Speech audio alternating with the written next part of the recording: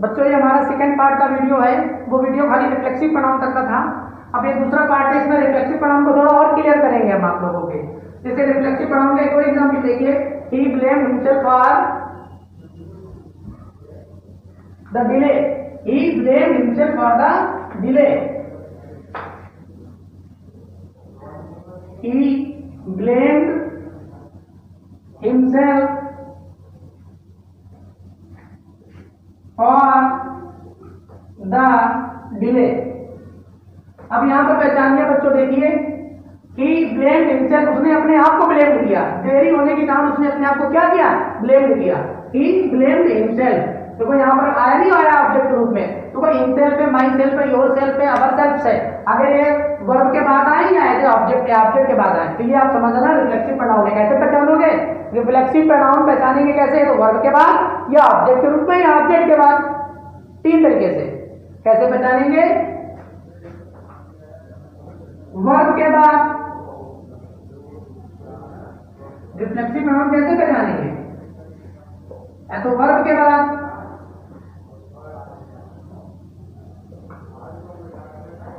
Verb के बाद या ऑब्जेक्ट के रूप में, ऐसे हो सकते हैं ऑब्जेक्ट के रूप में या ऑब्जेक्ट के बाद या ऑब्जेक्ट के बाद। ये तीन तरीके हैं रिफ्लेक्सिव प्रोनाउन को पहचानने के। किसको पहचानने के?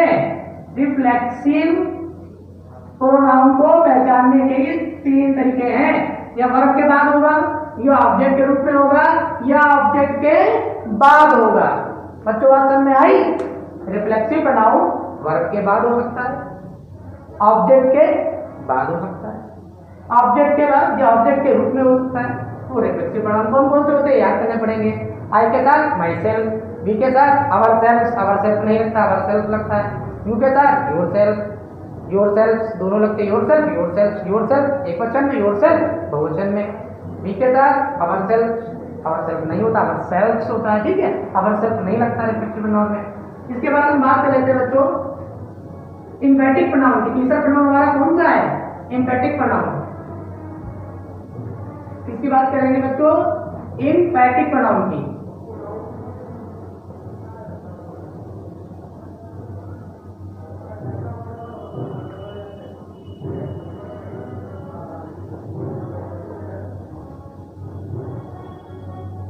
एम्फैटिक प्रोनाउन, एम्फैटिक प्रोनाउन को बोलते हैं निजवाचक, जड़ता सूचक सर्वनाम। क्या बोलते हैं? जड़ता सूचक सर्वनाम। ये कौन सा सर्वनाम है? जड़ता सूचक सर्वनाम। जड़ता सूचक जो सर्वनाम होता है वो हमारा कहलाता है एम्फैटिक प्रोनाउन। बिल्कुल इसका भी चार्ट बिल्कुल जस्ट ऐसा ही बनेगा, जैसा रिफ्लेक्सिव का बना था ऐसा ही चार्ट एम्फैटिक का बनेगा, बस यूज अलग तरीके से होता है। रिफ्लेक्सिव एम्फैटिक होते एक ही हैं, बस इनका प्रयोग अलग अलग तरीके से किया जाता है। एम्फैटिक प्रोनाउन देखिए कैसे होगा। एम्फैटिक प्रोनाउन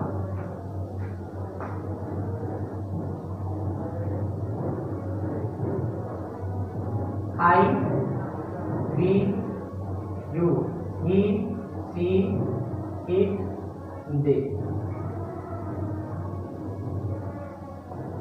myself, ourselves यहाँ नहीं होगा, yourself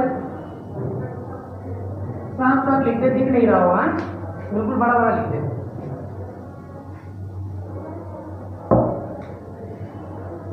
I, we, you, he, she, it, they। आई के साथ माई सेल्फ, वी के साथ कॉन्सेप्ट नहीं लगता है, यू के साथ योर सेल्फ,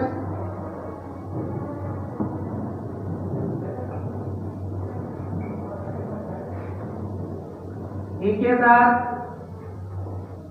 हिम सेल्फ, सी के साथ हर सेल्फ, इट के साथ itself, they के साथ themselves। ये सिंगुलर वाले हैं बच्चों। इधर सिंगुलर में कौन कौन से बनेंगे? इसका प्रयोग होता ही नहीं है, इसका बनता है आवर सेल्फ क्या होगा? इसका योर सेल्फ, इसका बनता ही नहीं है, इसका होता ही नहीं, इसका नहीं, इसका देमसेल्फ बनेगा। आप लोग इसको चार की तरह बना लीजिए कैसे करके।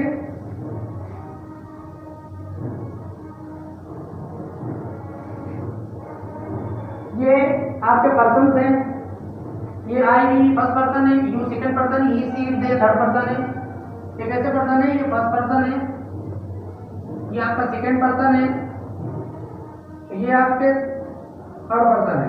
ये पता होनी चाहिए बस आपको। आई के साथ माई सेल्फ लगता है, वी के साथ अवर सेल्फ लगता है, अवर सेल्फ नहीं। यू के साथ योर सेल्फ लगता है, योर सेल्फ लगता है।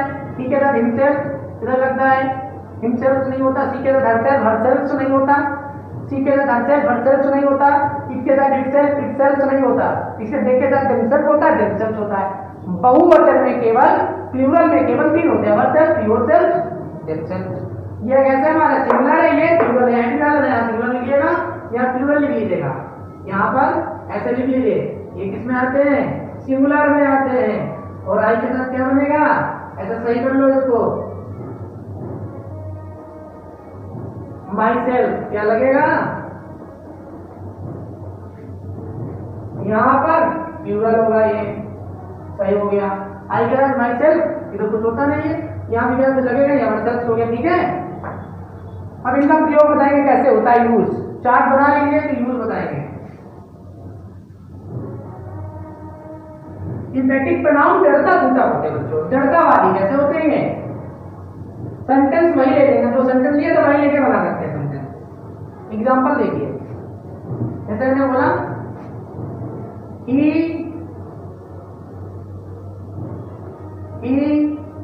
himself saw in the mirror। जो ही के बाद तुरंत himself आ गया।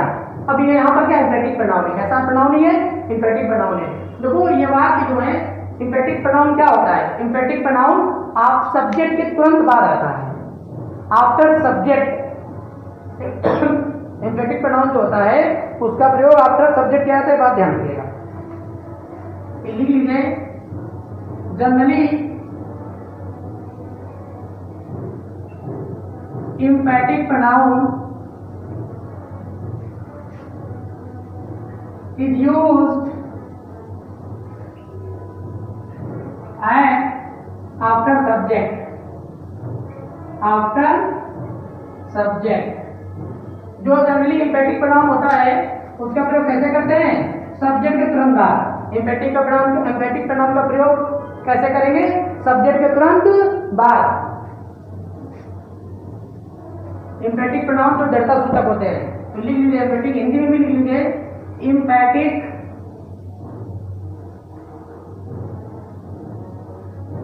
हिंदी में लिखना।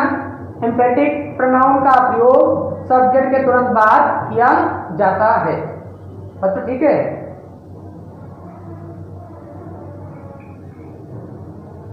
emphatic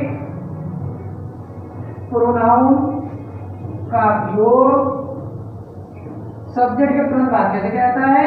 सब्जेक्ट के तुरंत बाद, जैसे ही के बाद हिमसेल्फ, ही के बाद हरसेल्फ, तुरंत बाद किया जाता है। emphatic pronoun का प्रयोग सब्जेक्ट के तुरंत बाद किया जाता है। हमने क्वेश्चन देखिए, I myself saw in the mirror। I myself saw in the mirror। अब आई के बाद तुरंत मैसेज आ गया। She herself went to Lucknow. सी के बाद तुरंत herself आ गया, तो मतलब सब्जेक्ट के बाद जिनका प्रयोग किया जाए वो क्या होते हैं? emphatic pronoun होते हैं। मतलब जो है सब्जेक्ट के बाद जिनका प्रयोग किया जाए वो कैसे प्रोनाउन कहलाते हैं? वो प्रोनाउन हमारे emphatic pronoun कहलाते हैं। अब हम रिफ्लेक्सिव और emphatic दोनों की एक्सरसाइज करने के लिए देंगे। रिफ्लेक्स भर के दिखाइएगा कौन सा प्रोनाउन emphatic कौन सा रिफ्लेक्सिव है। देवाब के बच्चों आप लोगों को जैसे सेंटेंस मैंने दिया, द चिल्ड्रेन हाइड themselves, पहचानिए कौन सा प्रोनाउन है।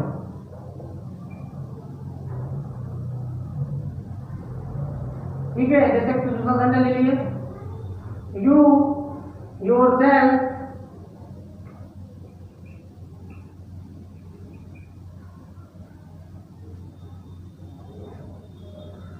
did this work।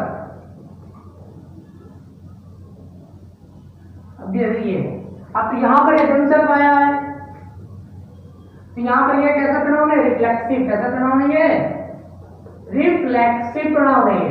और यहां पर ये योरसेल्फ आया सब्जेक्ट के तुरंत बाद, ये यहां पर कैसा प्रोनाउन है, इम्पैटिक प्रोनाउन है। कैसा प्रोनाउन है ये, इम्पैटिक प्रोनाउन है। अब बच्चों बात समझ में आ गई। रिफ्लेक्सिव प्रोनाउन वो होते हैं जो एज ए सब्जेक्ट के बाद प्रयोग किए जाते हैं, और इम्पैटिक प्रोनाउन क्या होते हैं, सब्जेक्ट के तुरंत बाद में आते हैं। कैसे आते हैं, सब्जेक्ट के तुरंत बाद। और रिफ्लेक्सिव कैसे होते हैं, एज ए ऑब्जेक्ट, और ये तो ऑब्जेक्ट के रूप में, ऑब्जेक्ट के बाद या वर्ब के बाद प्रयोग किया जाता है। यहाँ वर्ब के बाद है ये, क्या वर्ब, आई माने छुपाना होता है या छिपना होता है। तो यहाँ पर क्या हो गया, रिफ्लेक्सिव प्रोनाउन, यहाँ पर क्या हो गया, इम्पैटिक। इस तरह आप लोग पहचान लेंगे कि इम्पैटिक प्रोनाउन क्या होता है, रिफ्लेक्सिव प्रोनाउन क्या होता है। फिर तो समझ लीजिए, जो रिफ्लेक्सिव प्रोनाउन होते हैं उनको निधिवाचक सर्वनाम बोलते हैं, जो इम्पैटिक प्रोनाउन होते हैं उनको हम जड़ता सूचक सर्वनाम बोलते हैं, जड़ता सूचक सर्वनाम। और इम्पैटिक प्रोनाउन का प्रयोग सब्जेक्ट के तुरंत बाद किया जाता है, और रिफ्लेक्सिव प्रोनाउन का प्रयोग ऑब्जेक्ट के रूप में, वर्ब के तुरंत बाद या एज ए ऑब्जेक्ट भी किया जा सकता है। आज के लिए बच्चों इतना ही। रिफ्लेक्सिव इम्पैटिक समझ गए आप लोग। कल नेक्स्ट टॉपिक के 2 प्रोनाउन और समझाएंगे आप लोगों को।